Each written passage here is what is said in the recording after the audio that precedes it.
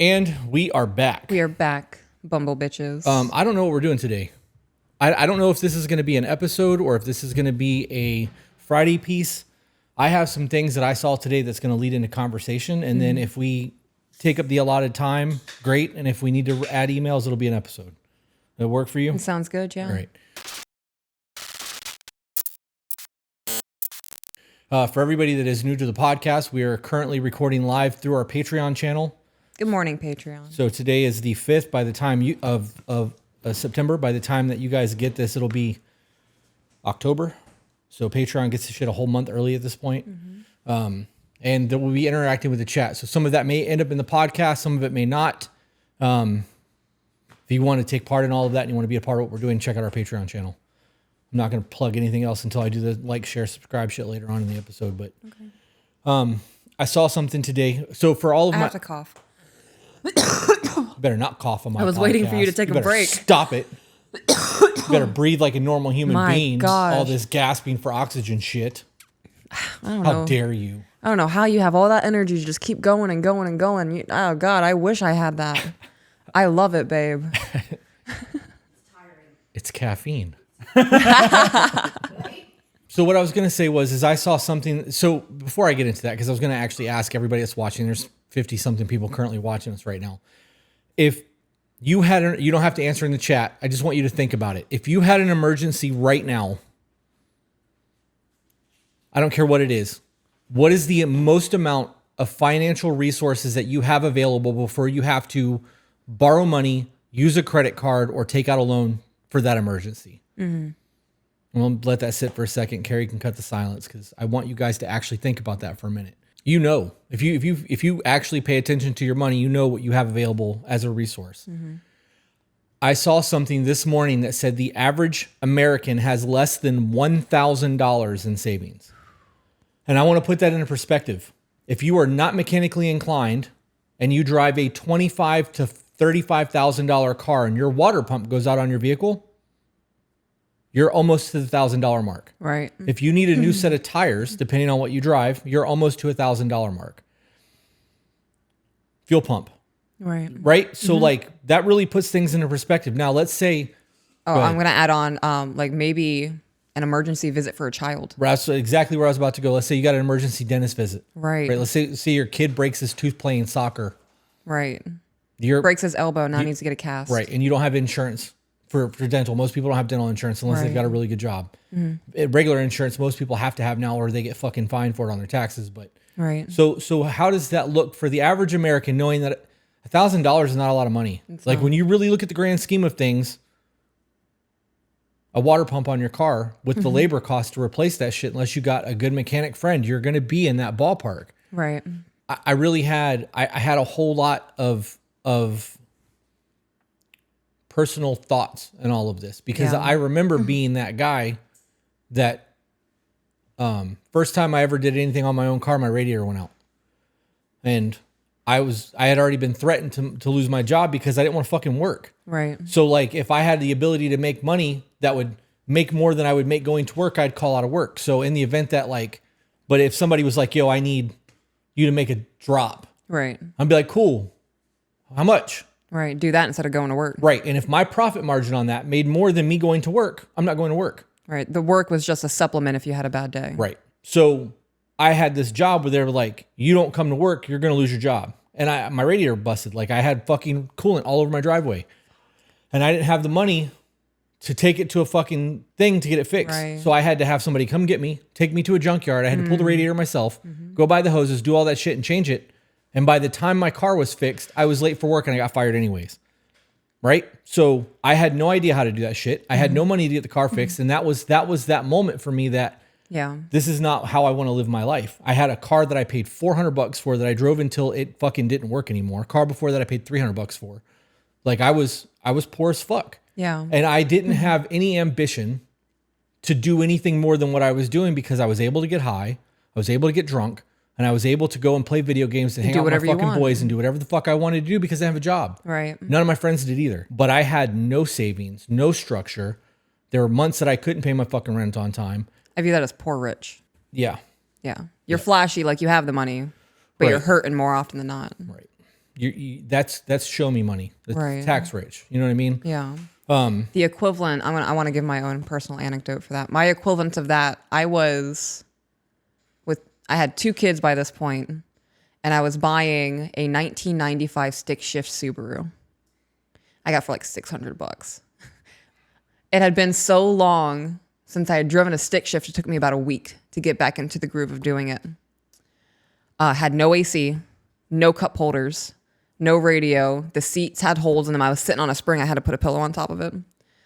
And I was working for $300 a week at Marshall. This was around the time that I was leaving their dad. So now I'm crashing at a family member's house that I haven't seen in like 10 years. I was crashing on a family member's house, right? And I was so depressed that I wasn't cleaning up after myself, so I got kicked out. And then I was homeless at that point. So I'm couch surfing every other week. I am spending time with my kids. Their father was staying with his mom. And then every other week I'm crashing on their pull-out couch with the kids. I was a mess. Absolute mess. From the time it took me having that realization of I'm driving a 1995 broke down Subaru, making $300 a week, homeless, 2 kids, and I'm an emotional wreck. It took me about 2 years to have a constant $3,000 in savings. Right. Yeah. But you were able to do it making no real money. Right. No, I made a lot of move. Oh God. You weren't eating out. The mental breakdown I had over everything. Right. Yeah. It's insane. When you think about that, that's insane. Right. You had 2 kids. Right. And you didn't have enough money in the bank to cover your expenses in the event that you had a month where you lost your job. I was homeless. Or you're right. Yeah. I was able to spend time with my kids by the grace of my mother-in-law. Yeah. Ex-mother-in-law at that point. She was letting me sleep on her pull-out couch, her and her husband. Trying to think of how I want to transition this conversation to the point that I'm getting because I went way off the rails with it.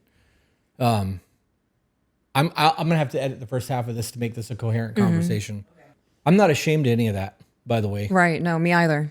My life was my life. Yeah. And like it's made me the man that I am. So like had I not gone through those trials and tribulations, I wouldn't be who I am today. Right. The reason that I asked this about the money situation is because with the knowledge of less than the average American having less than $1,000 a month for emergency money, what does that speak to ambition? If you were, and this is going to piss off a lot of dudes, if you were a man and you have less than $1,000 savings and you're over the age of 21, your ambition is the problem. You're comfortable. You've got your cell phone. You probably got somebody helping pay your rent. You're living off the charity of other people. Right. If you, as a woman, if you were to meet a man who doesn't have his shit together and you see that he lacks ambition, where is the want to be with that man? Do you want me to answer from personal experience? I do, because I'm hung up on this shit today. My personal experience was not being based in reality. What do you mean? So I grew up with the mindset of fuck all men while simultaneously wanting to be loved and cherished by a man, right? Right. So there's that mindset. And then I am also low self-worth. I have no boundaries. I had no boundaries. I had no expectations of a relationship. The only foundation I understood of a relationship, I did not know what loyalty was. I had no understanding what loyalty was. I had no understanding of what basic respect was in a relationship. I was failed on all fronts in building a healthy relationship. So the only thing that I was seeking out from a man was filling my needs of feeling wanted. And you were willing to give up everything to just feel wanted? Yeah, that was it. You live in your car? Be that was all I wanted, wanted, in a box so that you feel wanted? Yeah. My wake-up call of I needed to get out of this and change my life, I recognized the common denominator was I'm in a relationship where I'm not flourishing. And I want to love this person, but I don't feel like they're worthy of my love. And then I started questioning, okay, well, am I even worthy of what I want to give? Because am I worthy of what I want to receive? Because I'm not giving anything, right? And I went down a whole massive rabbit hole. But yes, for a very long time, my requirement from a man to be in a relationship with me was to fill my love meter. And my love meter at that time was arguments and fights. And I'm going to walk away and slam a door and you're going to kick that door open because you love me. And we're just going to continue fighting. Yeah. Two things. I'm going to address the chat first. Somebody just said that including our 401ks. You can't include your 401ks in this. Because Right. in That's order to take your retirement, 401k, you're pulling from your retirement and you're going to pay taxes on it. That's not emergency money. Your 401k is your retirement. Your Roth IRA is your retirement. So we can't count that. We're talking about what you physically have available right now. If something was to go wrong, that you could go and take care of what needs to be taken care of without creating debt for yourself. Can I tack on something? Yes. So I just want to elaborate further. So it was not in my mind where we're going to be living in the next 5 years. Why? Because I'm worried about what I'm feeling right now and I don't feel good. That's how I lived my life. And a lot of that stems from failures in my childhood of lack of guidance and teachings of things. Okay. Well, okay. So that there's the reason. Yeah. Right. Okay. So that makes sense to me. It's hard for me to relate to you on this because for me, it was always the money thing. Like I always knew that I could make money. Yeah. So I wasn't worried about spending it. If I made $1,500 in an hour, I was going to Best Buy, new car, speakers, new house, whatever. And then I'd be broke, but I'd have drugs for the night. Next day, I know somebody's going to call and want to re-up. I'm good. Right. And sometimes that made me live poor as a motherfucker. And sometimes I wasn't, right? Yeah. But I also didn't expect longevity in life. And when you're living for right now, because you know you're not going to live very long, or you may potentially spend the rest of your life in prison, there's not a retirement plan. You look at the tattoo industry, hair salons, the girls who do cosmetics, it's the same fucking thing. If you go to work and you leave with $2,000 in your pocket on a Friday and all of your bills are paid and it's the middle of the month, you don't have to worry about shit because you know next weekend we're in season, bitch. Like, let's run this shit. You're getting your fucking hair done. You're going to parties. You're buying cars. Everyone's drinking on me. And then slow season hits and it's feast or famine. You're like, fuck, how am I going to pay my rent this month? Now you're cutting deals. Remember how money. I took you out this summer? Yes. Yeah. And that's that industry, right? I am really on some lack of ambition shit right now. I want to tack on some more stuff. So you said you really didn't expect to live long. Right.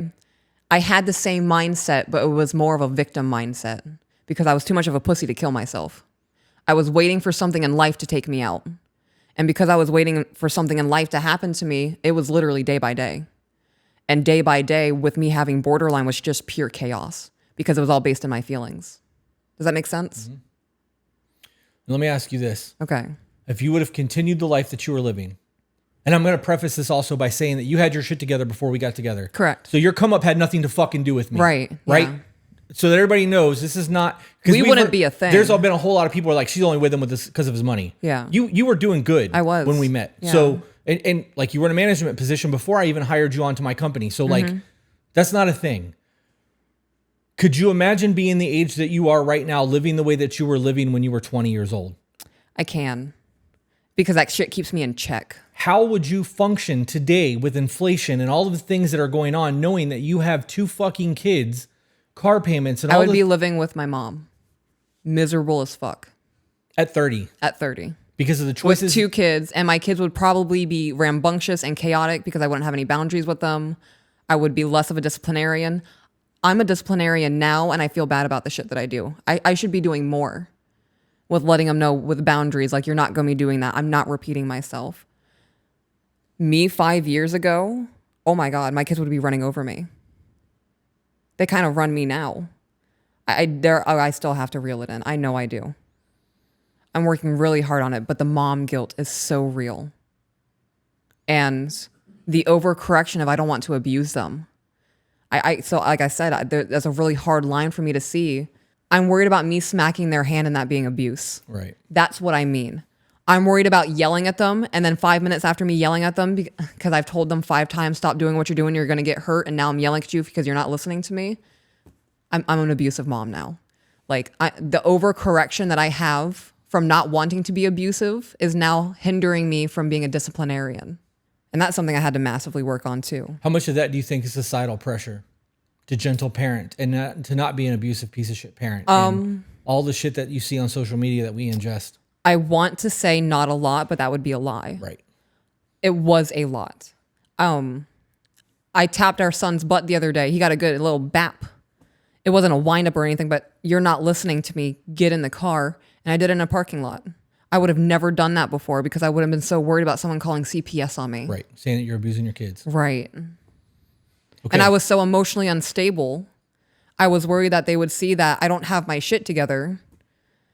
We're not going to take your kids over the fact that you swatted him in the lot, but because you don't have your home in order or you're a fucking mess, we're taking your kids. Right. And then you tack on alcoholism and drug use too. Oh, yeah. Right? And I was an alcoholic. Yeah. Okay. So I want to just preface this by, I want to add on to the societal norms is because if we pushed the hustle standard and trying to grind and level and do what we're talking about right now in terms of finances, as much as we push everything else, there would be a lot more financial freedom and security and people making wise decisions with their money. Right. Okay. I also want to say that for everybody that's listening to this, I'm not fucking shitting on you if you're broke. No. And if you're in your 20s and you're living the way that we lived in our 20s and the things that are going on and you are struggling and you don't have that $1,000, this is your fucking wake up call. Yeah. Every single choice that I made me broke. I was getting Taco Bell every day. Right. I was As on we're waiting on Taco Bell. Here we are. Yeah, I was on my hands and knees searching under couch cushions and digging underneath the seat of my car to try to find change to go to Taco Bell. Right. Priorities. But you best believe I was getting $30 of Taco Bell every week. Yeah. Okay. I swear to God, I had a whole fucking diatribe planned out and it's now segmented because we've been doing what we do best. Okay, so before we redirect it, this is going to be the last thing I segue or die off with because I want to be able to refocus and stay focused. One of the reasons that I recognized that I was so poor with my money is that I had other people floating my life when I asked for it. Right. You were living on the charity of other people. Right. Okay. So if I was struggling, I could work overtime to make that extra $600. But why? Or I can ask somebody for help. Right.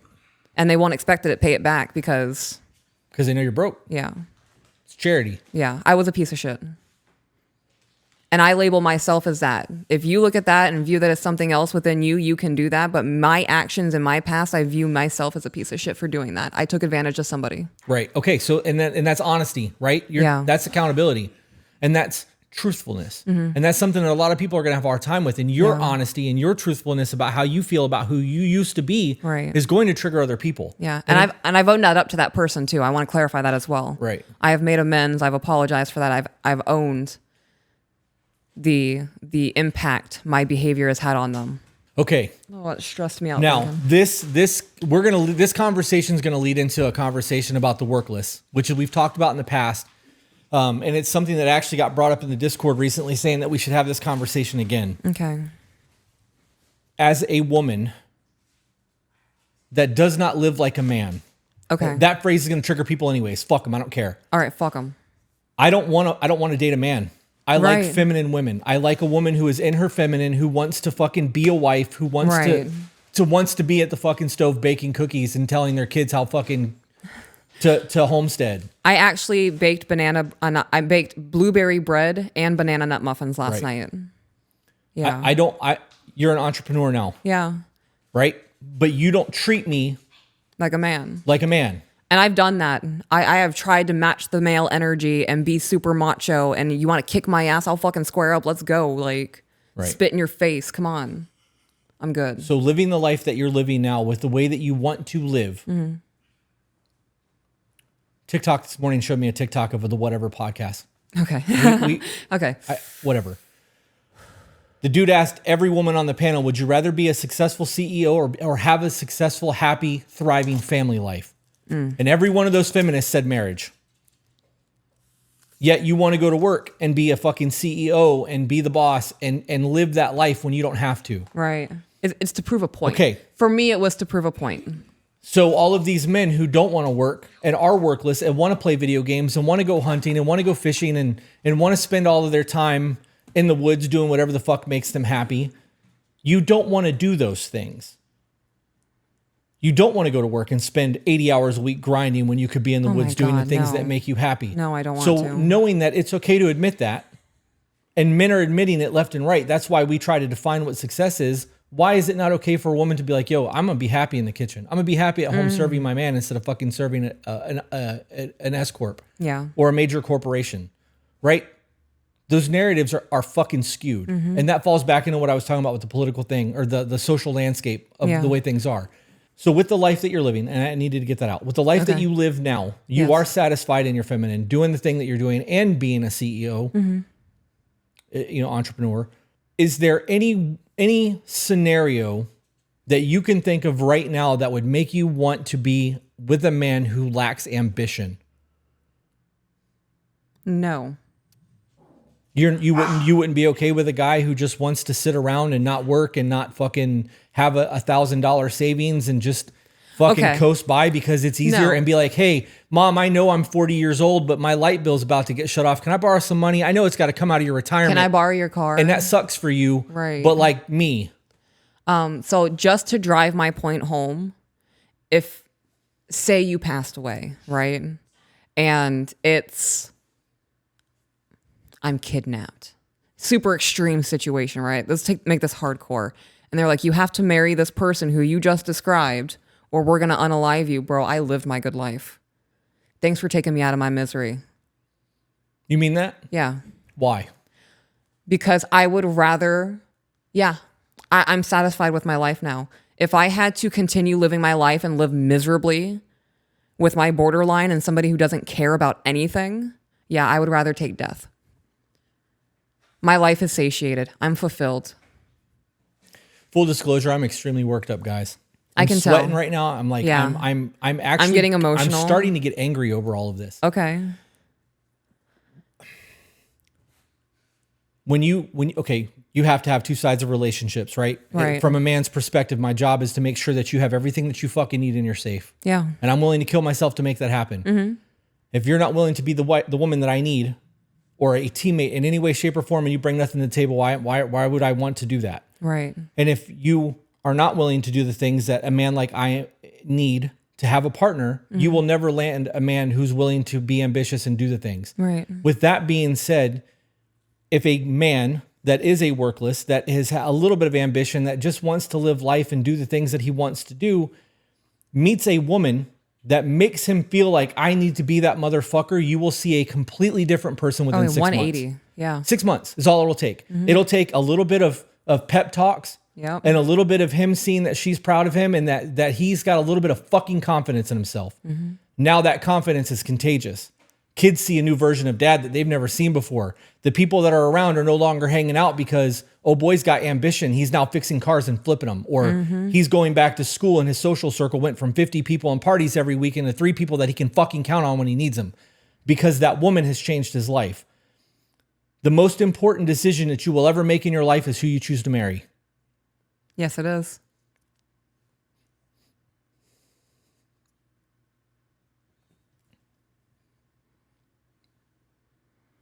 I am very emotionally charged right now. I need a minute. Okay. I view myself as a mentor, right? And I may not be always in the chat of all the things that we've got going on. I do read it. But if any of those men tagged me or messaged me, I'd be there, right? I would get the notification. I'd be there in a minute. Phone call, whatever you fucking need. That's my role as a mentor. We personally know people. And by people, I don't mean one person. There are several people in our lives that are struggling right now because they don't have any fucking work ethic. They don't have any value in their life. And they're all young. Yeah. I'm at a point now where like I could have retired. I could have been completely fucking retired 5 years ago. Yeah. And never had to work again. Between investments, properties, businesses, I was golden, right? I chose to come out of retirement to do this. Yeah, you did. Because I want to help people and I want people to get to where I was. I'm comfortable. I have experienced extreme poverty. I have experienced wealth. I know the difference between the two. And I know that there is a financial freedom to not have to look at the fucking app to go, do I have enough money to fill my tank? Right. Or am I putting $5 in the car and hoping to God that I've got enough gas to get to work today? Am I choosing between a full tank of gas and some fucking ramen noodles? Right? Am I buying diapers or am I buying food? Right. But you got the new cell phone. You got the new iPhone. It drops in September. I got to make sure I get that new iPhone so everybody can see it. I need these fucking $300 J's. Right? My fucking car needs those rims, even though it was only a $1,200 car. I need them $3,000 rims. There goes my tax money. I've not done anything with my fucking tax money that I should be reinvesting. I've never looked into what an LLC is. I don't know what an S Corp is. I don't understand payroll taxes. I have no fucking idea how any of this fucking works. And because it's easier for me to play video games and make jokes and fucking smoke weed all day, I don't care. I'm not going to fucking research any of that. Somebody will be there in the event that I need them until there's nobody left to call because you've burned all the fucking bridges. This is your fucking wake-up call to all of you. We are not in a good place financially as a country. No, we are not. $1,000 is not a lot of money. And if you think that it is, you are poor. Yes. That's all there is to that. From somebody who, until they got their shit together, had never held more than $300 in cash at one time. And I'm not shitting on you. Like, no, that's not, that's life. That's life. There are people who had been super privileged, who had millions, who have lost all of it. Right. And most of them make it back. And they do. And that's ambition. Right. It happens. All of that was to be a wake-up call to you guys because I know that you can do better. You just need to find something that you are passionate about, that you are willing to invest your time in, and you need a person that is worthy to be your partner. And I don't mean partner like we agreed to live together. And I don't mean it in the terms of marriage. I mean, this is the person that is going to fucking tell you if you're fucking up. This is the person that's going to tell you that your mental health is off. This is going to be the person that tells you that you don't need to buy that new fucking whatever. This is the person that is going to be in this with you, whether you're balling or you're broke. Because when you have that person, it's going to make you reevaluate the way that you want to live your life. Yep. I could do all kinds of really dope shit for myself, right? With the money that we make, do whatever the fuck I want. Mm-hmm. I could do that before I met you. I don't look at that now. If you're like, babe, I want to do this, I'm thinking, how can we go make memories together? Yeah. Right. And now I'm working for that. We're going to Thailand in a month. Like, right. Well, and it's not just that. We had somebody ask us yesterday if we were willing to go back to Vegas. Like, yeah, we are living a life that most people dream of. And I would not be doing this if I didn't have you. You know what I'd be doing if we weren't together? I'd be living in a van right now. And I would literally be in the middle of like the Redwood Forest doing absolutely fucking nothing with my life until I got a distribution of profits. Mm-hmm. And then I would drive somewhere else. And that would be the rest of my life. Cool, I get to see some shit. You know how fucking lonely that sounds now after the life that I've experienced with you? That was my fucking dream. That sounds like a nightmare now.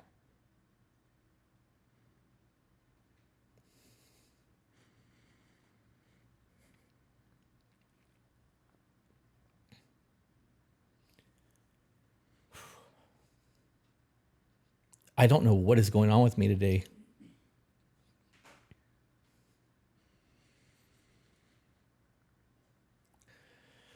I got a message last night from a young man who was in recovery because of one of those groups that I joined. I'm getting friends requests from people who like the podcast.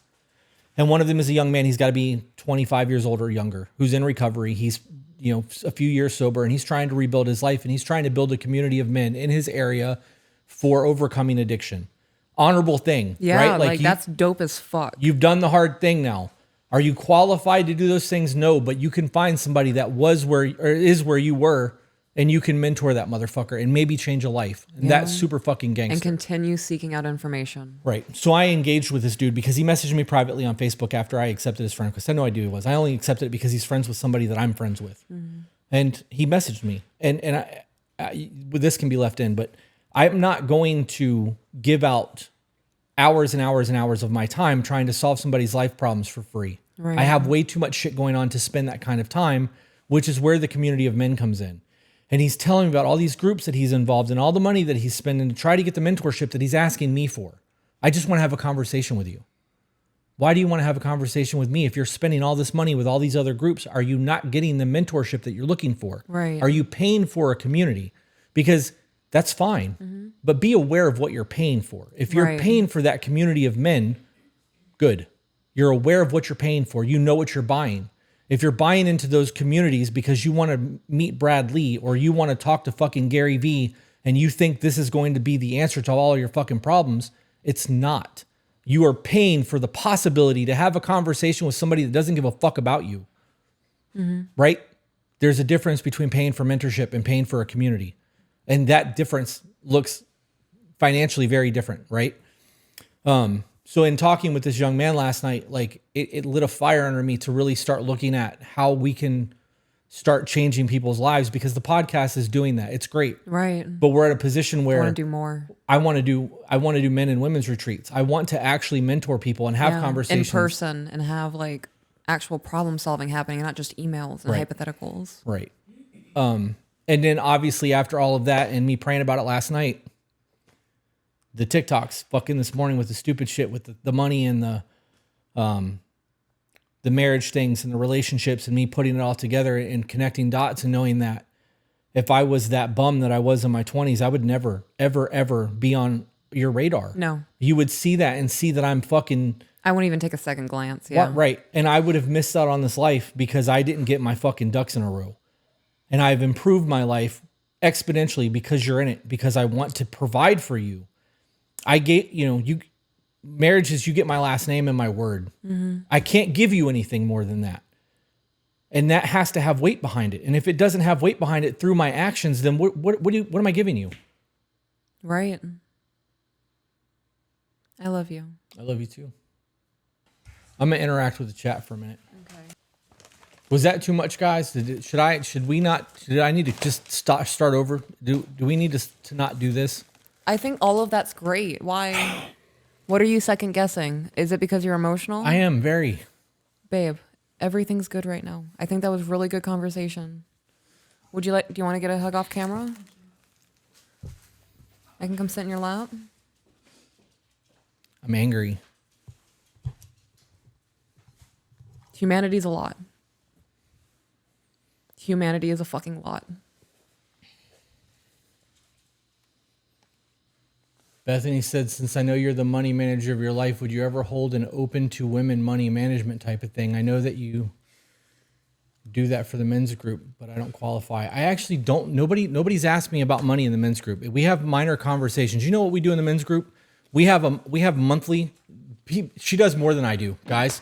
I do that in the women's chat, in the women's private group. You are more active in your women's group and your weekly meetings and calls than I am in the men's group. You know what I do in the men's group? I lay out everything that, because I'm not doing it for you. I'm not here to fucking do the work. I'm here to tell you what you need to do to fix your shit. So I lay out, like, we're doing time management right now. We had one call at the beginning of the month. We'll have one at the end of the month. We actually need to do one because it's September now. This is our last month of time management for the women's group. This is ours too. We're moving into relationships next month. I got to look to see what our next one is. But I lay out, this is what you guys need to focus on. Here's what I expect you to do the shit. Right? And then from there, if you have questions about business, once we lay that out, we go to an open forum where there's 7 or 8 men in there. Tell me what the fuck is going on in your life. What do you have problems with right now? Let's problem solve.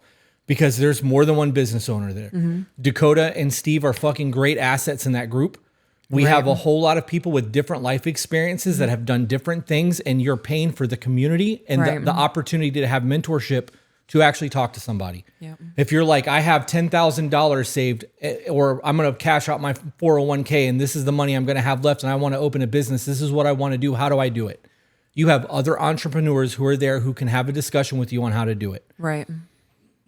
I just got a $8,000 tax return. What do I do? Mm-hmm. You fucking give $6,000 of that to your Roth IRA so you don't have to worry about it for the rest of the year. You take the $2,000, take your woman out to eat, put $1,000 in savings and call it a day. Right. Right. Those are the conversations. It is a way to get people to level up from not a place of judgment. We've all been there to one degree or another. Even people who are hyper successful, we still have, I want to invest in businesses right now. Yeah. Who the fuck am I going to talk to about that? Right. You need a community for that. The men's and women's group we have are so totally different. Yeah. Yeah.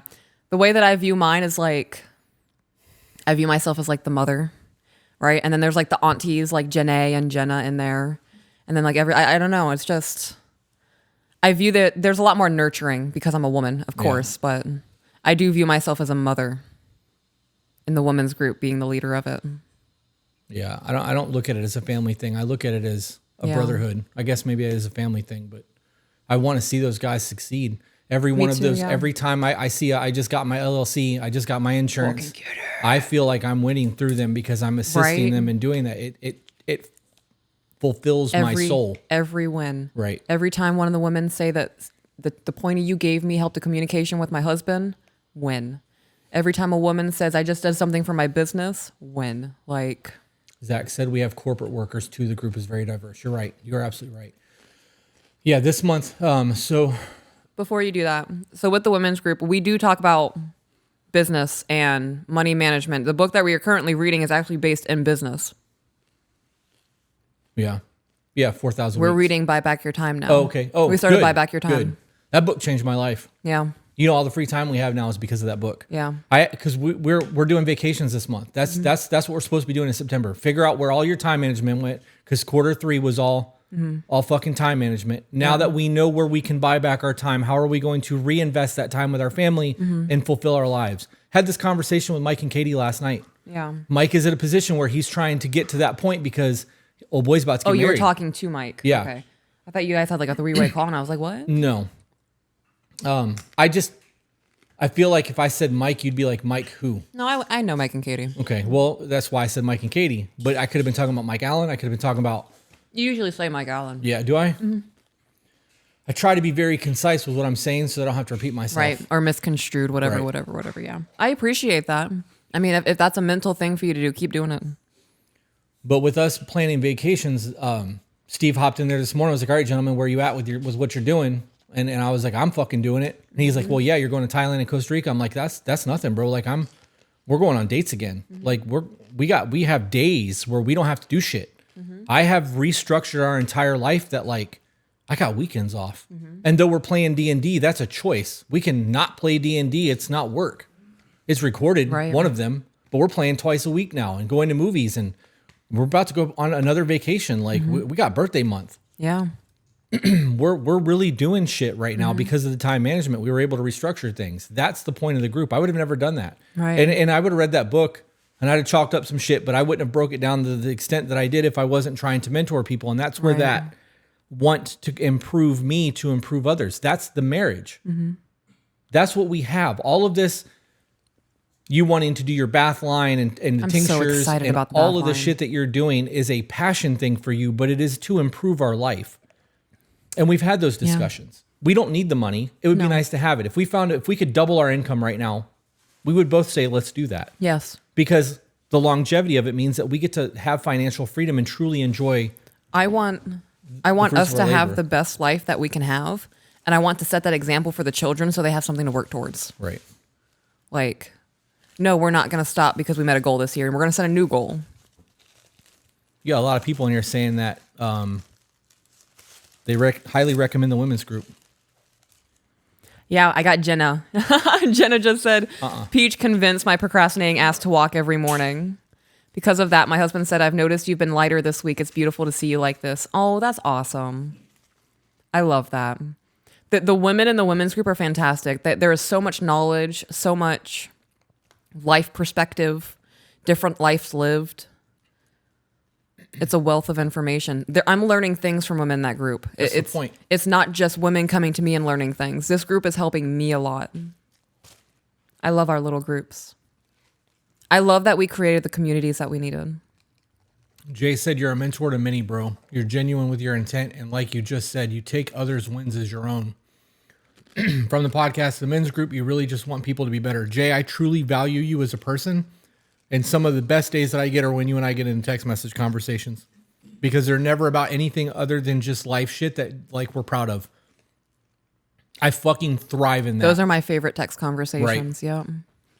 And I'm very rarely ever a sit down and communicate for 45 minutes kind of person through text message. But when I receive like the one-off, a photo of a daughter, or like, hey, I saw this clover. Just checking on you. Look at this radish. I love it. I love it. Women's group, be prepared. Carrie is about to share a photo of like little tiny micro roses. Now there's hype. You have to. They're so cute. So the women's group is 115. Well, the men's and women's private groups are 115. And they are included in our quarterly shirt drops. Which reminds me, this month is a shirt drop. Fuck. You told me about that 3 days ago, and I still have. That was a week ago. That was a week ago. Bethany said, I invested some of my tax return in having the Discord for an entire year because I need some of the wisdom y'all provide. So I need to know, real shit, did you get a good ROI? If you did the year at the $15 tier. Return on investment. Right. For those of you wondering. That puts you at because there's a discount. I think it puts you at like $120 or something like that For the year? for the year. It depends on what tier. Right, at I the think $15 tier because there's a discount. I think it's $215. Something like that, 200 something. I think it's less than that. At the $15 tier, I think it's like 125 or something. Maybe. Anyways, did you get a good ROI? Are you feeling like you're actually getting your money back on all of that? Oh man, not me leaning into this because we've been called grifters so many times. So you asked about books for finances. Yes. Richest Man of Babylon. Rich Dad, Poor Dad. All these books are on our reading list. It's $134 for the year. Bethany said that she's absolutely got her ROI. So that's good. Father Chris yelled at me. Who did you yell at? I don't know. For me, it sometimes feels so big that I get swallowed up and some posts are missed, but I do enjoy the community. You're going to get out of it what you put into it. Mm-hmm. You get in there and engage. Pick one chat, not the ball pit. I mean, the ball pit's a lot of fun, but find something that you're passionate about. Pick that chat. We have photography. And start engaging. D&D. We have a lot. Homesteading, cooking. And then once you get comfortable, move on to another chat, and then you can get multiple things going. I'm not going to lie. The Discord's overwhelming as fuck. There's a lot. I'm in my private women's group, and then ultimate chat and ball pit. Right, because the rest of that shit, I'll every once in a while drop photography stuff, or like I'll look at something, but I mark the entire thing as read, and then just pick and choose where I want to look because I don't have time to read all that shit. And most of it's not for us. Yeah. It's other people having conversations because there's a community forum there, and that's the beauty of it. Yeah. So you get out of it what you put into it. And what do you mean I yelled? I didn't yell. Somebody said Father Chris yelled at me. Man, I got upset. Danish said, I'm everywhere. And Chris did you answer me about I didn't see anything about talking to your son. Maybe I did. I don't know. I'm a little bit of a mess today, guys.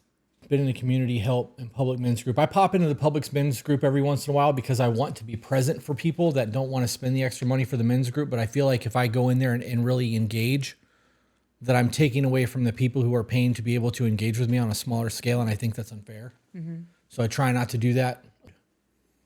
Will you guys do something after Costa Rica? Vicky said, I got to be honest. I want to do something every year. And if we could, if this Costa Rica trip sells out all 20 slots. And we can book another one. We'll book another one for this year. Yeah. We'll do it later in the year. And if that one sells out, then we'll just do 2 next year. And we'll do it until we're not selling out trips anymore. Right. But out of the 20 slots for Costa Rica, 9 of them are already taken. Right. Technically 10 because I'm bringing Carrie with us. And if Jenny signs up, that puts that at 11. That means there's 9 slots left. My chat is locked on Discord for you guys. I'm a Patreon member, but I don't know how to get it unlocked. Lyric, you need to text or email Zach at tobebetter.com. He'll get you in here. Sweet Swisher, I love your shirt. It's Suicide Prevention Month. I know. Hence the the choice I wore today. Can we get into that? I don't want to continue with that conversation. Go get into this? Yeah. This doesn't work me up I all over closed again. it because I thought we were done. This may end up being a Friday episode. I'm going to eat my burrito while you do that. I found it immediately. I'm good at this. Holy crap.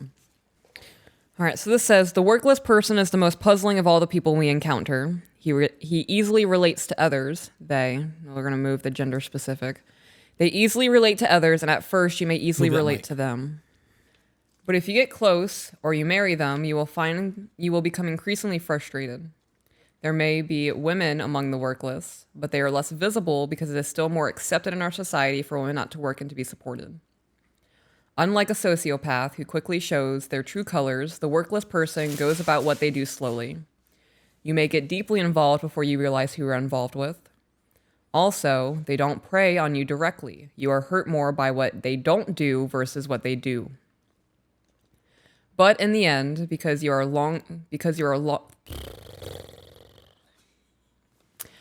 But in the end, because of your longer involvement with them, they take up years of your life. They may hurt you more than the year or less of adventure than you will have if you survive with most sociopaths. I call this person workless because they don't work.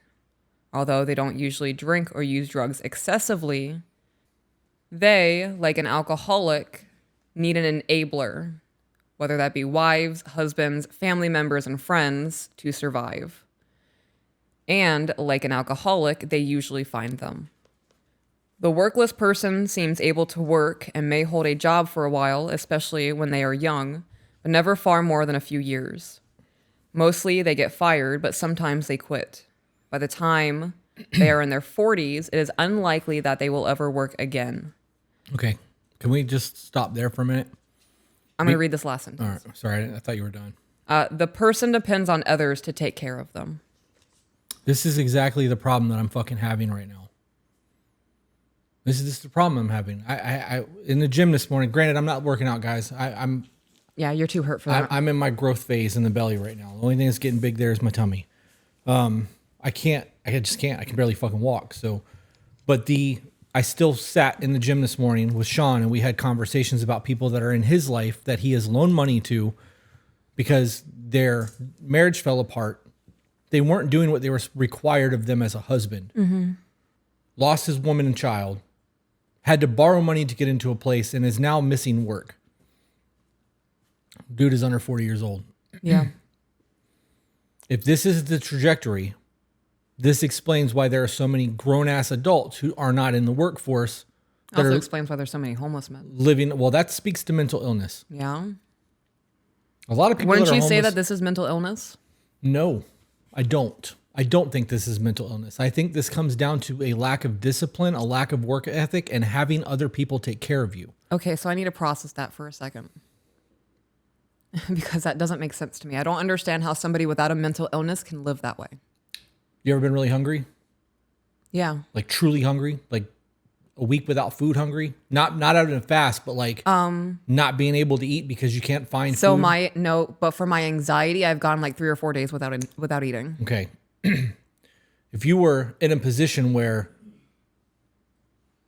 you were ready, let's say that you believe stealing was one of the worst things ever. Mm-hmm. And in order to steal something, you are compromising who you believe you are at your core, and you are willing to steal something to eat.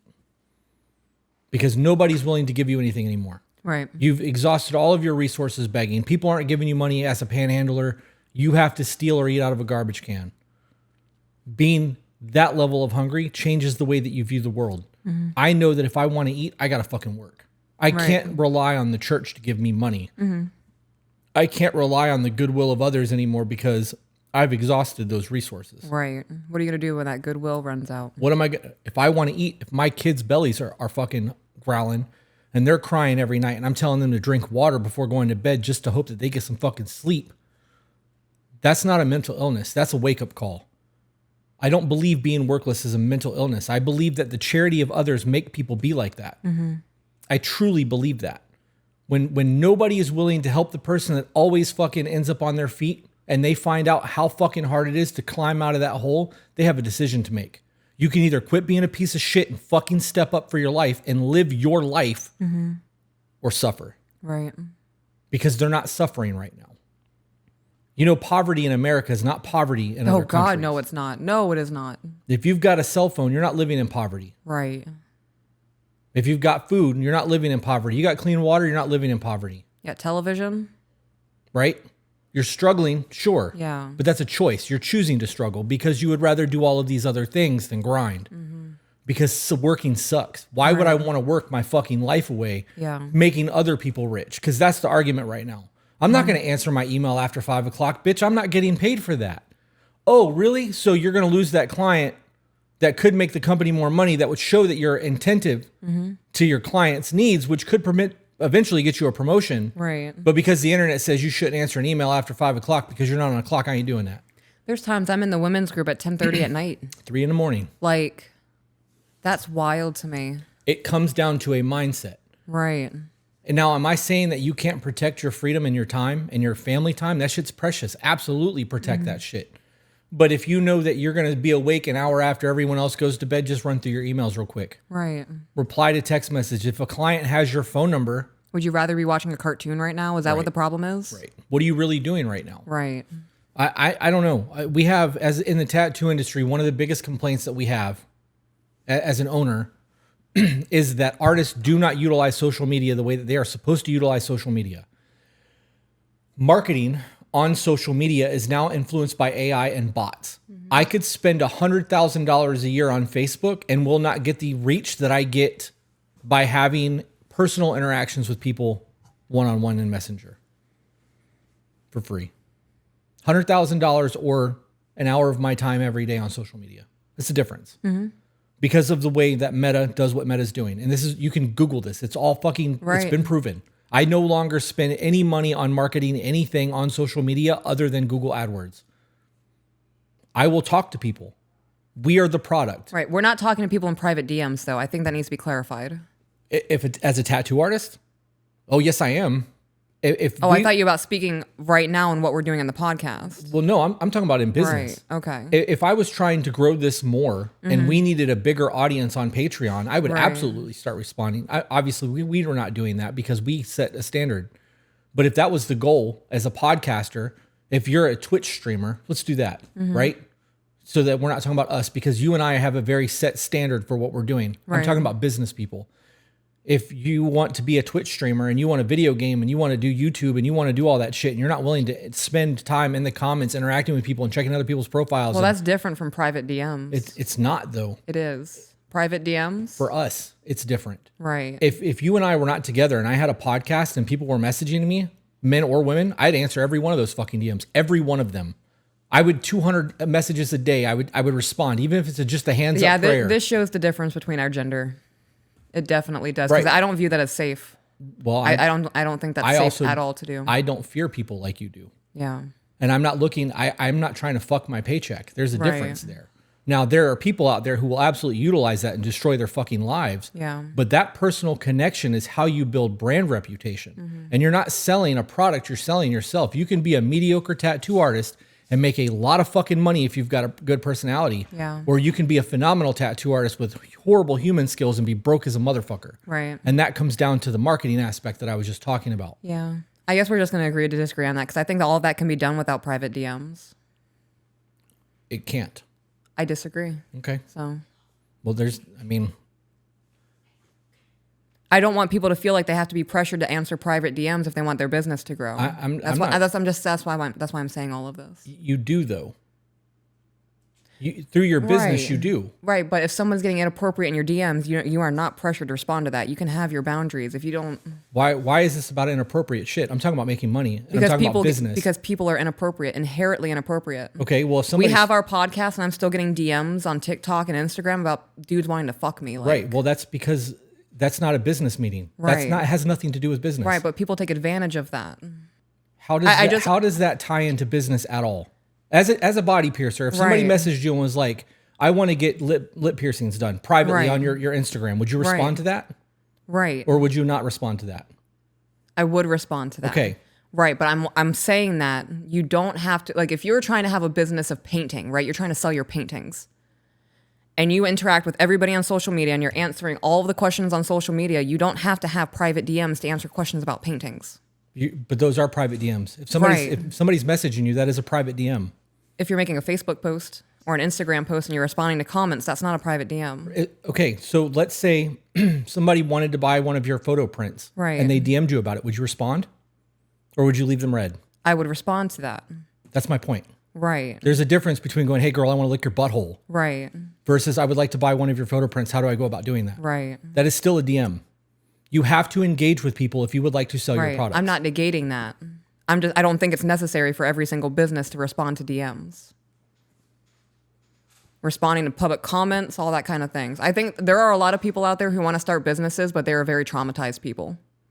And I think pressuring just for open DMs to have hundreds of people filing in to send you private messages is overwhelming. It absolutely is. But that again, that's not even the conversation that we're having. Right, We're it's having about marketing. conversations, the difference between Facebook marketing and responding to personal messages about your business. Okay. You are the product, Right. not what you're selling. Right. And if somebody's sending you inappropriate messages, of course you're not answering those. Right. If they're like, "Hey, what are you doing at 3 a.m.? Come do a tattoo party," I'm not fucking answering that. Right. But if somebody messages me on Sunday, on Christmas Eve at 3 o'clock in the morning, and I'm up taking a piss and my phone vibrates, and it's like, "Hey, I want to book an appointment tomorrow. I know it's Christmas. Are you available?" I'm gonna fucking respond to that message. I think that my point is that people bleed the lines and get too friendly.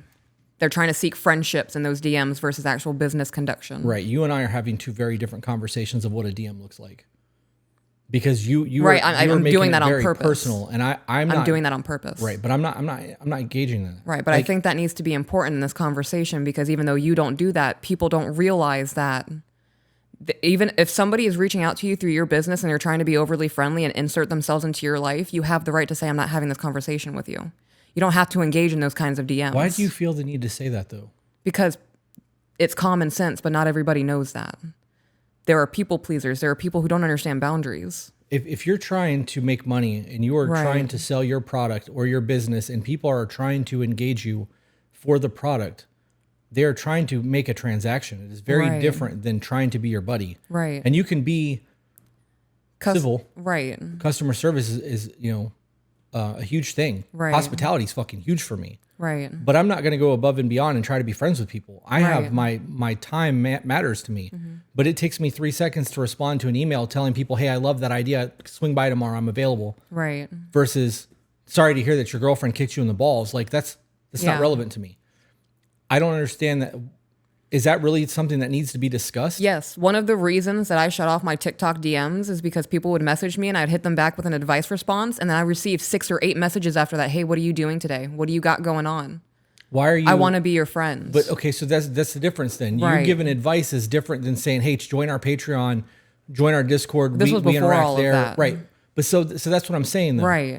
Then this is the business side of things. If somebody wanted advice and like every once in a great while, I'll get a veteran send an email that fucking makes me or DM Right. where I will fucking be like, "Hey, bro, you need to call somebody. Like, I can't talk to you right now on the phone. Here's the fucking suicide hotline number." Like, I will Right. dole that shit out because I don't want to be the guy that doesn't fucking respond. And then, Right.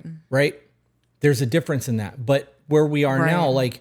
like, if I was to hand over my TikTok, right, and I was no longer handling that at all, I would have somebody hit them with the email address and a Patreon link for every message that came through, even if it was just the fucking praying hands or the wave, Right.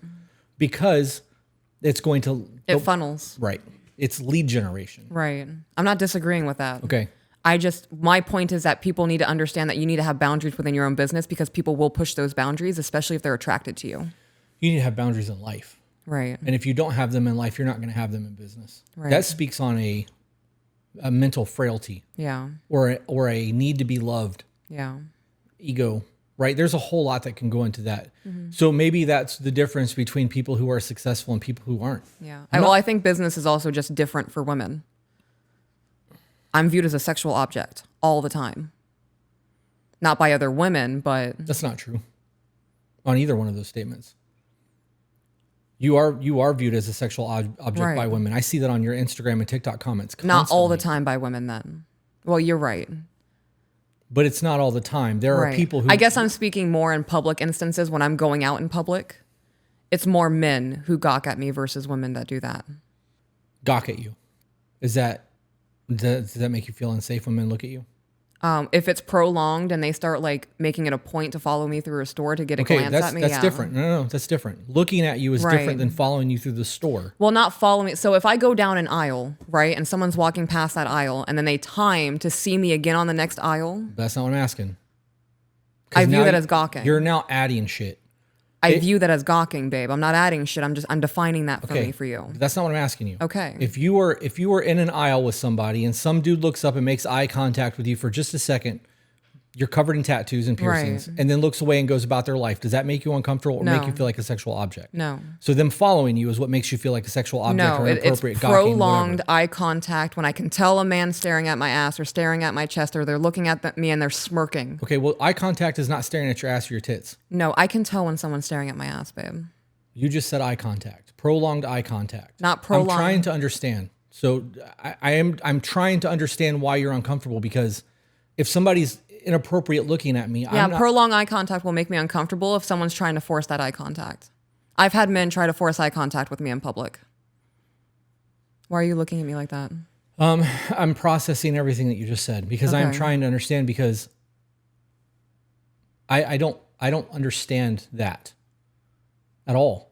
Even if somebody that possibly could intimidate me Mm-hmm. was looking at me too long, unless I feel like they want physical violence, I'm not intimidated by that. So like, I don't understand that. And in the event that there was a group of women, like the video where the girls were touching that guy, if they were all just gawking, I don't give a fuck. Yeah.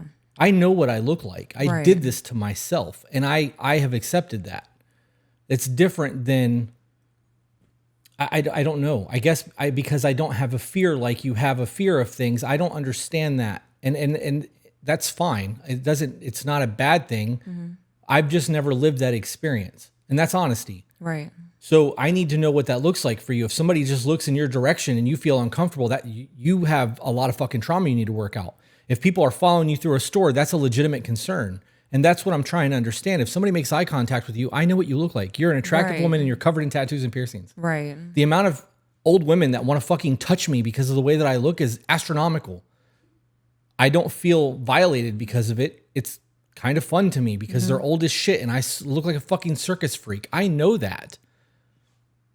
So like, I think it comes down to perception. Now, if one of those women were trying to touch my dick, it'd be a whole different story. Right. So like, I guess I'm just trying to understand where it goes from simply looking and being aware of their surrounding or looking at your tattoos or... No, it's like they're walking down the aisle, they see me, and then they stop to turn around and watch me.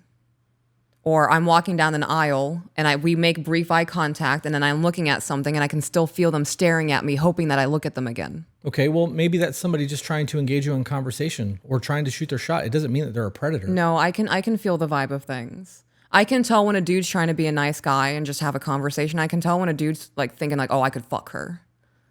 I can tell the difference between those two things. I have interactions with guys all the time where like, you're really beautiful. And then they just move on. Okay. Or a dude approached me the other day and he was like, your tattoos are really sick. The conversation has now shifted from an all the time thing to a when you feel like it kind of thing. Okay, I don't understand how that just transitioned then. Because you just said it was an all the time thing a minute ago. People are always inappropriate. They're always being sexual. You're always being sexualized. You don't feel safe. And now you're saying that you understand the difference when people are just being polite or they're doing what they're doing and it's not all the time. This is what I'm trying to understand because you are sexualized. It feels all the time because every time I leave the house, it happens.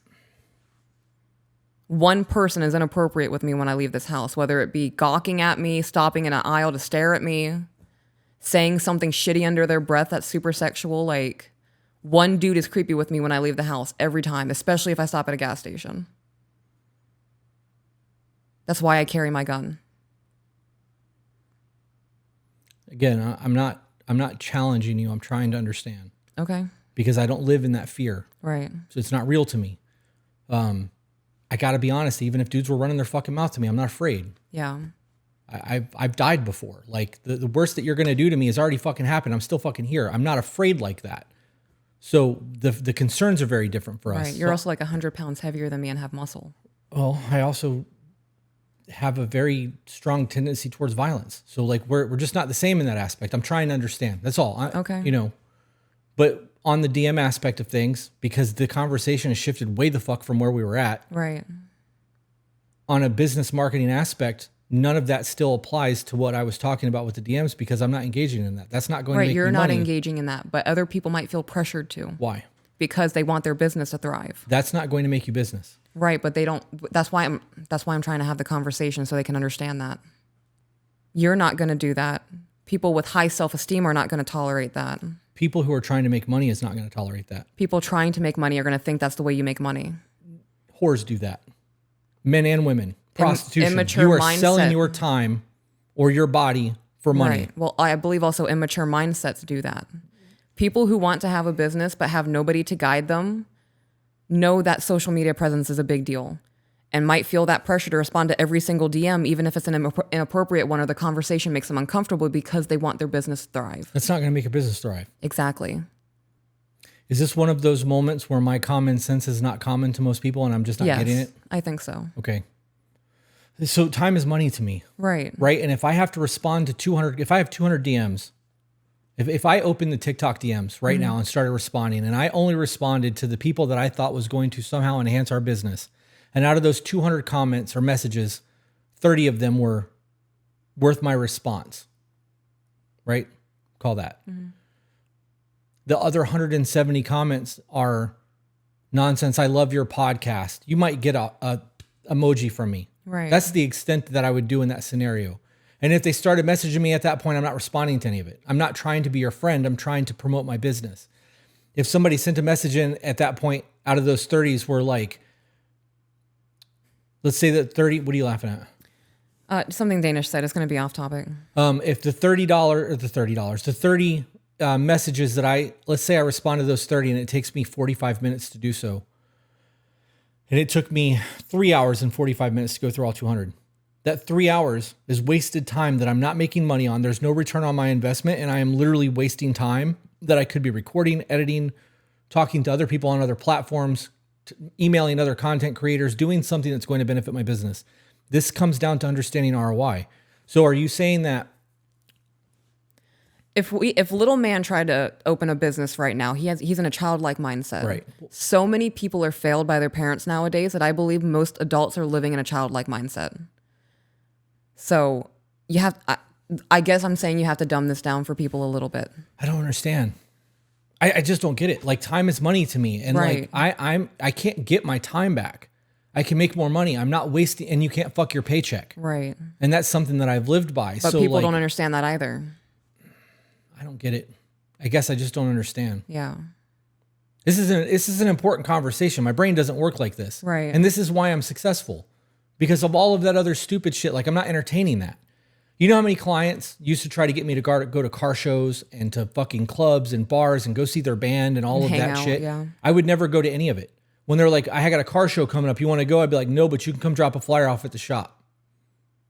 And all of the messages that came after that, I'm not talking to you, bro. I have tattoos that I got to do. I got drawings I got to get done. Mm-hmm. And in the event that I don't have anything going on, I got 15 to 20 minutes to not do shit. I'm not doing shit. Right. I'm not trying to be your friend. I'm trying to fucking run a business. Mm-hmm. I don't need to go and hang out with you guys. I'm not going to the bar. The last thing I want is to go to a bar for somebody to be like, yo, he's a tattoo artist. So that I got to listen to all of these drunk people talk about what they want, mm-hmm. knowing that they will never have the money to do it. And they're not going to remember the conversation tomorrow. It's going to ruin my whole fucking evening. Right. I would rather go home, draw, spend some time with my family and respond to clients who actually have money to spend. Right. Who are trying to support my business. That makes sense to me. That's common knowledge to me. So if that's not the thing for most people, then that's where my hangup is. So I don't understand that. And I guess maybe this is an important conversation for the two of us, because if I was like, I'm going to start responding to messages and you thought that I'm just replying to everyone and I'm sending fucking suicide prevention links, like mm-hmm. those are two very different things. And if we're not having the conversation, you and I aren't on the same page. Right. And that would create conflict. So like, just know that in the event that I ever engage with anybody for To Be Better anything on a DM or an email, it's not personal. It's always about the business. I don't give a fuck what people are doing in their personal lives unless they're paying me to care. And that's mentorship, right? So like, I don't want to see somebody off themselves, but even in that scenario, like 9 times out of 10, you're getting the suicide hotline and I'm not giving you anything else. And I don't even really do that very often because those messages don't come through. I get them from the Voice of the Broken every once in a while, but that's not big enough for me to have to really pay a lot of attention to it. I don't know. No, you've had Instagram DMs like that where you've carried on conversations with random people because they've messaged. I don't think I have. You have. Unless they're other content creators. No. I have saved replies. Everybody gets the same reply. Yeah. It's still not a personal thing. I'm not having personal conversations with people. That I can promise you. Okay. From a different perspective, it doesn't seem that way. It seems like you're engaging with them to try to build a friendship or something. Well, when we're done, you're going to have to show me that because I strongly disagree with that. Okay. Again, unless they're content creators or they're a business and I'm trying to create and establish a relationship for business. I'm not trying to make friends on the internet. They're not real. That's not true. Okay, so you're right. As I look up and saw Jay's name on there, Jay came to a meet and greet. I have established a friendship with him because I like who he is as a person. I know him in real life. It's a very different scenario. It is. Okay, so is that what you're talking about? Or are you talking about? Okay. Twisted Hollow Homestead said it's okay to fire customers for crossing your boundaries as well. Not everyone who contacts you will result in a sale, and not every customer needs to stay. I agree with that. I agree with that too. I have fired people when I was doing personal training. I have fired people from I've told our clients straight up, I want a sleeve. Yeah. And I don't like the way that they talk. I'm not your artist. When I was a body piercer, there was clients I was like, I'm not piercing you again. Yeah. Don't come back here. Yep. So, but that was a lesson I had to learn. Yeah. right? So that was one of those things that did not come natural to me. I had an old school biker guy who was like 50 or 60 years old. Was a shitty tattoo artist, but dude was fucking mean as shit. And somebody came in one night and I was trying to be professional because I was working for somebody else at the time. And like, I wasn't familiar how to navigate that. And the client was being really fucking inappropriate. They were being like aggressive. They had been drinking. And this 55, 60-year-old man got a big old fucking belly, rings on his finger, like the epitome of tattoo biker from like the 80s and 90s, gets up and walks over to this guy, threatens his fucking life, and then drags him out of the tattoo shop. How old is this dude? He's 55, 60 years old. Okay. But he's still, like, he's brick mason kind of build, right? and he came back inside and I'm flabbergasted. I'm like, bro, you're going to get fired. He's like, no, I'm not. I'm like, you just grabbed that client. Like, what are you doing? He's like, you don't have to tolerate that shit from people. I'm like, what do you mean I don't have to tolerate that from people? I have to do a job. Like, customer service base. That's people's mindsets and responding to all of those DMs. Right, but it's not the same thing. When people That would be the excuse behind it, though. Customer service. Yeah. I have a job to do. Especially for a woman. That was my mindset for a while. I used to put up with a lot of inappropriate shit just to get my paycheck because I thought that's what I had to do. When I was 18, my boss was trying to get with me. And I did not have the wherewithal or the understanding that I could go to somebody and say this is inappropriate. Right. Well, I understand that. I understand the fear of that. But if you're a business owner, it's not the same thing. As a business owner, even without that guy ever doing that, if I was a business owner and somebody came in my business and was disrespectful, I would make them leave because it's mine. I can't get fired. The worst that's going to happen is I'm going to get a bad public perception because I was a fuckface to somebody. Right.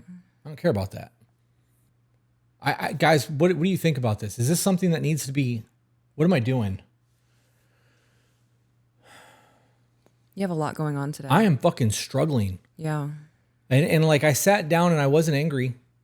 I really wanted to have a conversation about trying to get people to realize where they're at in life. I had epiphanies last night with some of the things that were going on as I was doing the things that I was doing last night. And like, I really want to buy you a house. Like I wasn't expecting you to say that. we have a really dope house. We do. We live in a really great community, but it's not yours, right? Like you've been telling me for a long time now, you have a dream to build a barn dominium. You want to do your own floor plan. And I want to be able to provide that to you, right? So like I am taking steps to make sure that my credit score is 850. And I'm looking into other avenues of S Corps and LLCs to potentially buy with zero down. And like, I'm trying to learn those things to be able to make that happen. And if I didn't have the knowledge that I have, I wouldn't know that that was even possible. So like knowing that I'm still learning shit and I'm much further along than other people, I want to give that guidance. And that's where this started. That's where this whole thing started. And then as I've started talking, I've just pissed myself off more and more and more because of the amount of people that we know who have access to us in our real lives that don't utilize it and will not listen to the fucking advice and are struggling. And then like I get mad about it. Like it actually affects me because they are still a part of our life in a fashion as they move out of our lives and they are no longer, it's not going to affect me one way or the other. I don't give a fuck. Right. But because it will impact aspects of my life. My best friend is now being impacted by some bullshit that's going on with people that he knows that like seeing him upsets me. Like I will fucking go to war for my best friend. We're not doing this. So like that's a problem for me. And it's just worked me up over and over and over again throughout the day. The lyrics said they enjoyed the podcast today. Bandit said I put customers out for being inappropriate with female coworkers. I've actually done it too. I've put employees out over that shit. I've put clients out. I've actually put my hands on my clients before. Fucking I beat a guy with a tattoo machine once. Yeah. A fucking old school coil machine in my hand. It's a weapon. I can't do that shit no more. Mm-hmm. We used to be able to go outside and beat the fuck out of each other and then go back to work. Right. Yeah. Tattoo industry's changed. A bunch of softies now. I don't even know how to end this or wrap this up because we just had a whole ass back and forth that until I watch, I may not, because my perspective of what that was may not be what I watch on camera. And I'm not going to use it if it's not right. I understand. I don't view that as an argument. I don't view that as an argument either. I am trying to put myself in your shoes, and it's very hard to do because of my life experience. I know. And I'm trying to hold back my taking it personally of not understanding me. So we're both working on something. Okay. I don't want you to think that like I'm downplaying that shit or either. negating it. I'm not at all. I know. I just, because I don't understand. Yeah. And it's one of those things that you can't, this is gaslighting, right? And not to the true definition of me making you think you're crazy, but it's me trying to downplay the situation to make you feel like you're fucking wrong for feeling the way that you feel. If I am like, well, I would never live that way, you're crazy, right? I can say, well, if I was in that situation, I wouldn't feel like that, so you're wrong. I wouldn't feel that way, but that doesn't negate the fact that you fucking do. And if I don't understand, my threat assessment is so fucking different than yours. You remember the gas station incident? Everything is so much more of a threat to me than it is to you. And I'm perceived much more as easier prey than you are. No, I understand that. Yeah. The gas station incident it was the first time that I ever really experienced that, which is why I went on that tangent for like 6 months about how unsafe gas stations are for women. Never in my life experienced that. First time I heard Carrie talk about how much she fucking wants to like stare motherfuckers down and beat the shit out of them. Like, you need to calm down. Like, it's not that big of a deal. I didn't understand it. And then I experienced with you and I understand that now because I got to witness it. You can never walk in somebody else's shoes. You can try to put yourself in that situation, but your cognitive bias is going to dictate the way that you view that situation. So unless I can say, that's not my lived experience, I think she's crazy, but that's how she feels, and be like, I'm sorry that you feel that way and it must suck for you. Is there anything I can do to make that better, right? That's normal conversation shit if you're working from empathy and compassion. The problem is most people can't do that, which is why they're like, you're fucking lazy, you're crazy, Right. this, that, and they're never putting themselves in the shoes because they're not trying to understand the perspective. They're trying to live through their own lived experience. Excuse me. This also speaks on the people who have something going on in their life and the person goes, yeah, that sucks, and makes it all about them. I lived through that, blah, blah, blah, blah, blah, blah, blah. You just negated everything because I've lived through the same shit you have, and we have very different traumas because of it. Our experiences are not the fucking same. Right. So what you say is, I'm sorry that you're going through that. It must really suck for you. Do you want to talk about it? Shut the fuck up. Your lived experience is not the fucking same. You're relating to them and trying to make them feel like they're okay is removing their ability to tell you what's happening because you're trying to tell them about your experience. Right. I went through that. This is how I dealt with it. Well, unless they're asking you that, don't do that. They're not going to get it out otherwise. That's why people have to pay a therapist, because a therapist will let you fucking speak and not be like, oh, well, one time my uncle, that's not how that works. Yeah. It felt like an argument. This is what me and my boyfriend's arguments look like. And we don't call them arguments either, but it feels like an argument. Did that feel like an argument to you? I definitely felt passionate. I felt your hard-headedness. No, I'm stubborn. Yeah, I felt your hard-headedness. It didn't feel like an argument. It definitely felt like I had to take my heels off for that one. Is it hard for you to have conversations like that with me? Because I have to understand, this is my 1 point, your 0.6. That just happened. Yeah. But I had to keep going back. Well, wait a minute. You said, because Right. I need to understand every single point so that by the time I get to 6, Right. we're having the same conversation. Right. Is that annoying to you? No. Was it annoying to you? No. At first? At first, because I didn't understand why you couldn't understand. Okay. And then I further understood the way our brains work differently and all those kinds of things, and expanded my universe, and that alleviated that frustration I was feeling. It's less of a you thing and more of a me understanding other people kind of thing. Right. Does that speak on compassion? Yes. Okay. Your hard-headedness, no, though. Yeah. It's frustrating. Sometimes. Yeah. I love you, though. I'm not sorry. I love you, though. If I didn't like the frustration, I wouldn't be married to you. Yeah. I need to be able to truly understand something, or I can't get past it. That's why I Right. obsess the way that I do. It's why I get frustrated the way that I get frustrated with things. Right. If I can't completely wrap my head around something, and Yeah. it's a problem for me. You want to know what I see when that happens in you? So I do get a little bit. I start becoming a mom a little bit, like not towards you, but that's how I feel like I'm armoring up a little bit. Because I see the child in you who was never fucking understood, or you asked a question because you didn't understand something. It's because I fucking said so. Right. So I can see where that frustration or stubbornness is coming from in you, and I don't resent you for it. I don't take it personally. That's why I said I was having a hard time with taking it personally, but I take everything super personally. So that's a constant work on for me. Yeah. I think we all do. We all get defensive. That's normal shit. But in understanding that there's a reason that you probe for that outside of just wanting to understand. Right. Well, yeah, I need to be, when we have these conversations next time, we're not going to go through that again. I get it now. Right. So I mean, I obviously I understood the safety thing. That's why you fucking carry and you've got a dog now that has been trained to do what the dog is trained to do.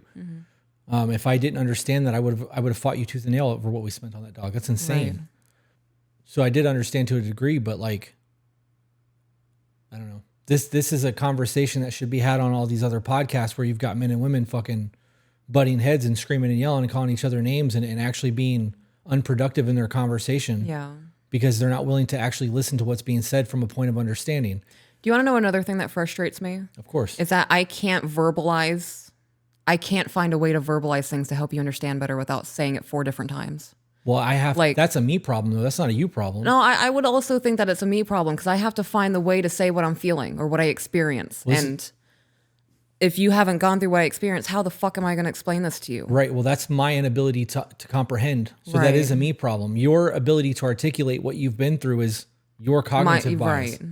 My cognitive bias? It is well, Me being able to articulate it? It's your lived experience. Right, but me being able to articulate it is different from Yeah, me you're right. experiencing the life. You're right. I probably could have worded that better. The cognitive your bias. lived experience is the way that you're going to explain that because you've already lived that experience. Right. That's your view of the world. Right. Me being able to understand your view of the world is like you trying to explain a picture to me or telling me This is me trying to explain a tree to a blind man. right. I haven't experienced that. Right. I need more information. So part of that frustration is rooted in me not being able to just share a picture from my brain. Yeah. Well, that was Or- the telepathy conversation that we had That yesterday. we had yesterday, yeah. We need to be able to just, I wish we could. it'll happen. Yeah. Probably another 100 years, we'll be able to just share images mentally. I mean, soon we'll be dead and just not be confined to human bodies. Yeah. This feels like when you're trying to point something out to somebody and you're like over there and they look and they're like, I don't see it. And you're like next to that thing over there, you don't see it. And you continue to try to explain it. You're trying to give more information to get them to connect the dots. Right. My lived experience is obviously very different than yours. So I do need an instruction manual. This is the check-ins though, right? We were able to have the conversation that we had today without it actually being an argument because we've had so many check-ins that you know that I need you to connect the dots and to slow the fuck down because I Right. can't keep up with you sometimes. And I always joke and say it's because I've been hitting head a lot. I honestly think that it's because of the way that my brain works. I'm running on Windows 95 sometimes. Right. I mean, well, you're also someone who experienced massive trauma, not Yeah. just physical, but you've also had a lot of drugs in your system. You've gone on benders, like you've done a lot. And I'm hung up on that argument thing because that didn't feel like an argument to me. It didn't feel like one to me either. There was definitely frustration there, but Oh, yeah. the frustration is the blockade that we can't just immediately understand one another. Do you think that frustration actually causes fights with people? I think it does. Why? Because they take it personal. Like you're willingly misunderstanding me right now. Do you believe that? You think people believe that? I believed that. Why? In my past marriage, yeah. Why would To be a pain in my ass, to make my life hard. Because you don't like me and you just enjoy poking the bear. it doesn't make sense to me. Yeah. This is one of those things I don't get that. But I've also had people in my life like that. babe, this is that moment where I'm like, that's fucking stupid. Right? Yeah. because to me it is. Like, no, saying that out loud, it is stupid. Why But- the fuck would I want to intentionally start a fight with you? Right? Like because some people feel loved by chaos. that's insane. That doesn't feel like love to me. That feels like I just ruined the entire fucking day if that was the case. Like if we ended this podcast and we didn't speak for the rest of the evening, my inability to understand this would have ruined my entire fucking day. It would have ruined mine too. That's not protecting your peace. That's Right. not enjoyable. Why would you want to live that way? I love you. I love you too. I'm glad that we're able to have these conversations because it helps me understand you better. Me being able to have grace with you in those moments helps me a lot too. Yeah. Why? How? I used to never practice grace. It was either I said it the first time and you got it, or fuck you. Like, Right. and if you didn't get it the first time, now we're going to argue about it because this is a you problem. And I was the center of the universe. Like, I don't know, like I said before, and knowing your childhood and the way that things have gone in your life, I have a lot of grace for you because no one's handled you the way I've handled you. Yeah. That's why nobody's gotten this version of me either. That's factual. Right. So, but there's a lot of things that, so like, okay, I'm going back to the fucking conversation. I don't care if it looks like an argument or not. Okay. The things that you recognize in people that I don't, because we view threats differently, Right. speaks on the way that you will point out somebody being inappropriate towards me from a woman's standpoint. Like Right. the interview that we did that almost became a huge fucking thing. or people in general when we meet them. Like you're like this. I'm like, you're crazy. That's gaslighting by definition. Right. And it's not. I'm not trying to gaslight you. I don't understand. I don't view things that way. I didn't see any of that because you're right fucking here. Like Right. that's insanity to me. That doesn't mean that it didn't happen. It just means that my viewpoints are different. So now that I understand these things, the next time those things, I don't question that shit anymore. That scenario, those scenarios, Right. I stopped questioning a long time ago. Right. But it's also not an all the time thing. No. If I hit every single woman talks to you, she's hitting on you, you wouldn't believe me. Right. But the first time I didn't believe you. Right. Second time I was like, okay, there's patterns that happened the first time that we had this discussion. I saw the patterns this time. It kind of made me uncomfortable. You're really uncomfortable. And the third time it happened, I didn't catch it at all because it was a whole different scenario. But when you were like, this happened, I didn't say, no, it didn't. I was like, we just got to get through this, babe. Yeah. I'm sorry that that's a thing. I'll fucking curb it if I catch it. If you need to say something, if it happens again, say something. But like, I'm also Harley Quinn. Like I see that shit, my borderline kicks off. I'm ready to start slitting throats. Like I'm letting you know where I'm at when I catch that shit. right. But I would have never noticed any of that had you not pointed it out. So Right. like, if we can't have these conversations, I'm not going to ever notice these things. Right. Do you feel that way when we're together? What do you mean? If we're together at the grocery store and somebody's checking you out, do you feel like threatened by it, or are you okay because I'm there? Because you're there, I feel fine. Okay.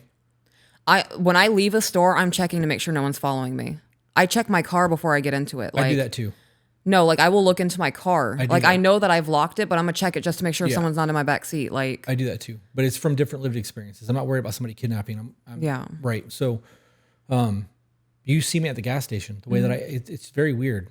That's trauma for me. And I Yeah. totally get that. My question is if we're together, and I'm not noticing that that's a thing, maybe you need to start pointing it out to me, because if I can see it while it's happening through your experience, I will be able to start making I note can of those do that. things. I can start like I can just whisper to you every time something inappropriate I catch happens towards me. Right. And you I might, haven't because I was like I don't want to over inundate him every time this happens. right. But if I don't know these things and I'm not able to see it real time, you're explaining it to me is not going to make it real. Okay, I'll do that then.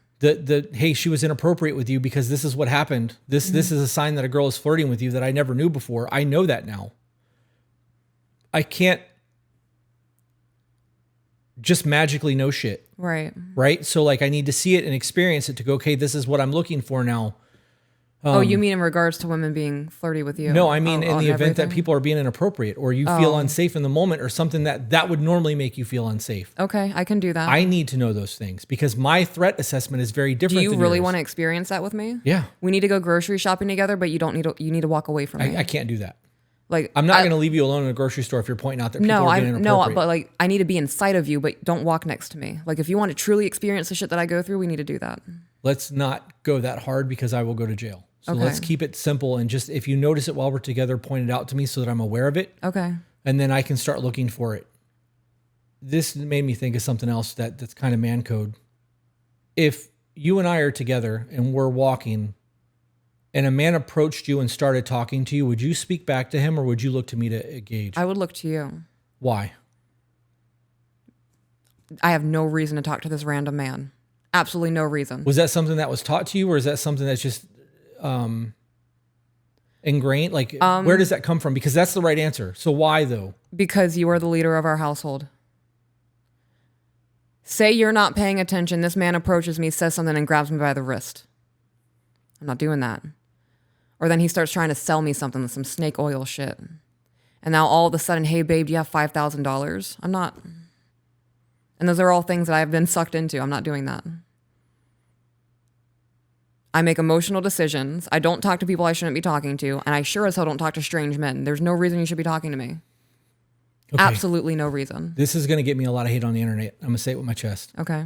If you and I are together and we're out doing something and a man approaches you and we are standing side by side and he engages you. Oh, that's disrespectful. And you don't look to me to engage him and to put me between you and him, you and I are going to have a very long discussion in the car afterwards because that isn't appropriate to me. I agree. I believe you should be looking to me to interject, to be like, what can I do for you, bro? Like, Okay, so do you feel the same way if a woman approached you? I kind of do actually. I actually kind of do. Because I feel the same way about that. So. Right. So like if they were, but this is a difficult thing because I love the podcast comments. Normally when we're together and people are like, oh my God, I love your podcast, I step back and let you handle all of that. I'll take pictures, thank you, get their name or whatever. But in the initial conversation, that's a you thing, because 90% of the time it's women. So in that scenario, even then, I do feel a little bit uncomfortable. If this is a situational thing, and I'm not negating what you said, and I'm not trying to change the conversation. I feel the need to say it. If we were in the town that we live in, and somebody was like, hey, you did my tattoo 5 years ago, thank you, blah, blah, blah, blah, blah, and it happened to be a female, that would be a different conversation than some random woman approaching you. Right. Okay. So it's so stupid that I feel the need to say that, but I do. Well, you said strange man. Right. So. Well, to me, any man that approaches you that I don't know is a strange man. Okay. So even if I know the man, you expect me to look to you? I would expect you to introduce me. I would. Okay. So if this is Tom that I've known since 6th grade, I'm not just going to ignore him and look at you. I'm going to engage with Tom and be like, this is my husband. Right. Okay. Well, so that's the start of the conversation. Hey, Tom, it's been forever. This is my husband, Chris. Right. So right. So is that going to be the same thing with the tattoo person approaching you? No, because I'm not going to remember their name. I might remember the tattoo. I am not going to. Am I going to get introduced as your wife? Absolutely. Okay. Or I'm just going to be like, hey, I hope your tattooed heal well, and I'm going to fucking get out of there. I'm not trying to have a conversation. Right. I think that would, no, I would not. I probably wouldn't even do an introduction. Okay. I don't want to talk to people about their tattoos. I really, if you are anybody that collects tattoos and you see your tattoo artist in public, leave them alone. Yeah. Do not fucking talk to them in public. Dude, huge fucking problem for me. If I'm in public and people are like, oh my God, you did. I understand that you got some free time right now, but like I'm fucking busy. And I don't like people. Mm-hmm. It's different when I'm in a customer service. I have to do my job right now, and you're interrupting me while I'm trying to buy underwear. Like, fuck off. Right. This is not the time. Here's a business card. I'm off work. Come into the tattoo shop when I'm there. I'll be glad to help you. I gotta go. And in that scenario, you wouldn't be introduced. I'm leaving. Okay. We're walking away. So that's the exact scenario I was talking about with the DMs, where people blur that line between being your client and trying to be your friend. And you have the stance to be able to say, we're not doing that. That's what I want people to learn how to do. Okay. But and again, that's not a common sense thing for you. To me, it is. My time is more important to me than the interaction with people. But that was your real life example of your experience that I can think is the closest to what I was trying to explain earlier for you to relate or understand. But I have always shut that down. Right. That's never been something that I had to be taught. But there's a professionalism there. Mm-hmm. Me telling somebody, hey, I would love to do that tattoo. I am busy right now. I'm off work. Here's my card. Come to the shop when I'm there. Is me letting them know politely that like I'm off the clock right now. If you want to get that tattoo, come see me then. The DMs are the same thing. Those responses for a tattoo would be like, that's a great idea. Send me a reference and come to the shop tomorrow. We can size it up. I'll be there at 11. Mm-hmm. I'm not engaging you beyond that. And, and if I do, I'll be at the shop at 11. Come in at 11. Come in at 11. And I will just completely repeat that. And eventually after 3 or 4 times, I'm not responding anymore. If they don't get the hint, they're an idiot. And I'm firing you as a client. I would rather not take your money because you're just going to make my life hell. You're going to be the client that goes, this one little spot isn't right on my tattoo. Can you redo the entire thing? No, I fucking can't. Yeah, right. No. Right. So like, but that's common sense shit to me. And that's why I was saying earlier, like what is basic knowledge to me may not be to other people. And that's my lived experience. Right. And that's why I have a hard time understanding these things. And it's also hard to connect the dots on things that you can't fathom. I haven't lived. Right. Like I don't get inappropriate DMs. I've seen some of the shit that people send you and say to you in the comment sections. Nobody does that shit to me. People may make inappropriate statements, but they're very masked. Like it'll make me uncomfortable because I know it's inappropriate, but it's not to the degree that you get. So it is a very different lived experience. And I understand that. And I understand why you would never want to answer your DMs. And it's not like you have a safety for men or women because everyone is fucking inappropriate to you in terms of gender. There's not. Yeah. As a body piercer, I had women be more inappropriate with me than I had men. Yeah. Yeah. I will never forget the time I was piercing a woman's nostril and I turned around and she had her tits out. You have more inappropriate women on your TikToks than you do men. Maybe not privately, but your comment sections are always inappropriate from women. Yeah. I'm fully aware of that, but it's not. So I guess in that aspect, you don't have, anonymity is not the right word. You don't have, what's the word I'm looking for? It's like a void of something. You don't have a safe zone where you're not going to get it from one gender. The chances of me getting something inappropriate from a dude is very, very, very, very slim. From you to get it from women and men, it's not. So like, that matters, right? It does, yeah. I have completely avoided the chat. I see you looking over there. Is anything worth popping up in there? People don't want you to scrap this. No? No. Somebody said that they are loving this because they've never seen a healthy conversation with disagreements. Then they haven't watched all the episodes because we've had a couple of them. I've had a couple of them, yeah. We actually had one that was an argument. Yeah. Yeah. I don't know, babe. I don't want to, I'm not worried about public perception of me the way that I was in the beginning. Like I agree with that. That's why I was willing to say my age earlier. I realize that there's a lot more help than harm, and people are not going to like you whether you're doing what you want them to do or not. If they don't like you, they don't like you. And there's nothing you can do to change that. So fuck them. And I've gotten real strong with the block list. Yeah. Your shirt's stupid. Block. Yeah. You know, time for that negativity. Fuck off, dude. Yeah. You guys on the chat got anything that you want to talk about? Anything that we can discuss before we wrap up? Because I feel awkward about this episode and I don't know how to end it. I think you're awkward about this episode is uncomfort because there was a lot of emotion in this episode. And this is that progression of you being able to fully express yourself without having the dam break. Yeah. I think this is the steps of that. This awkwardness is going to turn to slight discomfort, and then that slight discomfort is going to turn into men. This shit's okay. Yeah. You're doing the thing that you want to do. This is the small steps of it. Yeah. I don't like the getting frustrated to the point of wanting to cry like that. Like that's new for me. It's never gone to tears. It's always gone to anger. Like, and it bypassed that whole thing. And I did get angry, but then I got emotional from it, which is not like me. I think it's because you're learning it's okay to remove the anger from that. Yeah. It was a weird fucking episode. Weird conversation. I've never seen you like that. I think you're going through a growth spurt, babe. Maybe. I don't want people to be stagnant. And I don't want people to waste what I wasted. You know what I mean? If the internet wasn't a thing when I was young to the point that it is now, there's so much resources out there that there's no excuses anymore. Right. The only excuse is that you're too lazy to do the fucking research. I don't know where to start. You go to fucking Google and start researching. Right. The only thing I'm getting from therapy that I don't get from, what are we? Autodactytes? Autodactytes. You said that and it made me question myself when I answered you. It's autodidacts, self-taught. The only thing that I'm getting from my therapist is somebody who doesn't know my life and can give me an unbiased opinion and give me a perspective check. Yeah. And I've exhausted conversations with you and there's nothing more you can provide due to the limited information that we have. Darth said, I always tear up when I get angry. That's the only time I really tear up at all. The last time I think that happened was in 6th grade. I got into a fist fight and cried afterwards. And it was because I had an adrenaline dump and my body didn't know what to do with itself. Fucking started shaking. My muscles got weak. Yeah. Almost passed out. It was a whole fucking ordeal. It was weird. All right, guys. I'm tired of sitting here. I'm actually emotionally exhausted now. So, all right, guys. Hope this episode gave you something of value. And we'll see you on the next one. Bye, guys.